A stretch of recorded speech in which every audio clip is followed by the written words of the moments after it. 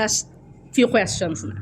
Nabanggit ko kanina yung car mo na pag si Alonzo may artista van and I saw na it was for sale.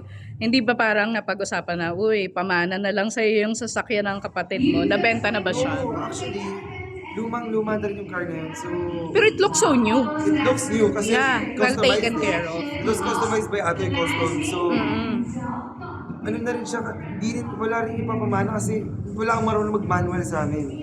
Manual siya. Manual Hindi yung siya van na ko. automatic Hindi kahit siya na ganun automatic. siya. Walang din na rin naman uso manual ngayon. So, binenta na rin yung papa. Okay.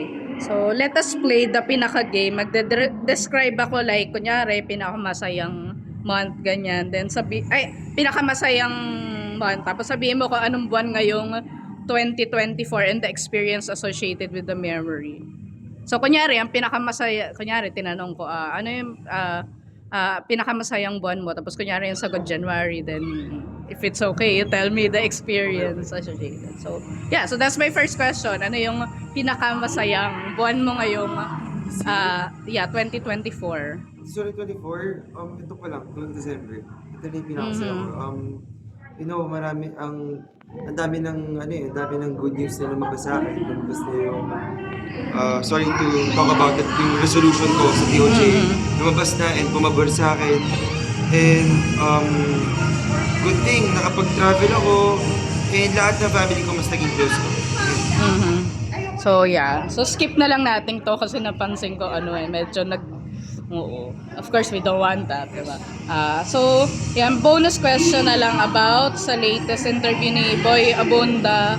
Kay Papa. Yeah. Yes, latest nga yun. So, ano yung na-feel mo na na-bring up din dun yung late 2008 na medyo, well, exact words ni Nino is tinago ka raw ng nanay Yes, mo. tinago talaga Oo. ako. Yes, kasi nagkita lang kami ng dad ko ulit nung grade 1 ako sa school. Pinuntahan niya ako sa school. So, ayun, doon kami naging mag-close ulit. Naging setup doon kasi malayo kasi yung house ng mom ko sa daddy ko.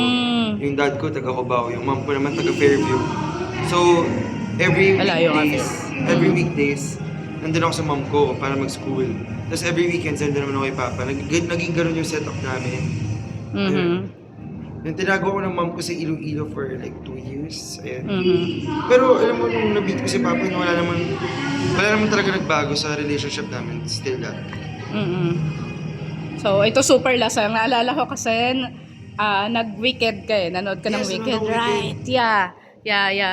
Ngayon parang pa rin siya going strong pa rin Going strong. Yeah. So, basically it's about di ba, people bandwagoning na believing chismis ganyan. So, para sa iyo, anong point of view mo sa ganun? Yung mga sa naniniwala sa chismis na Sa mga naniniwala sa chismis. yeah.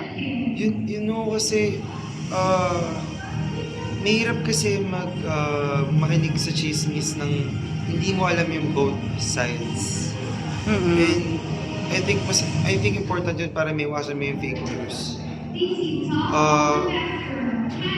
Kasi kapag naniwala ka lang on one side, ang hirap Parang ang dami ma-judge. Ako, ang dami nag-bash sa akin sa issue. Ang dami naninirang tao sa akin. Ang mahirap.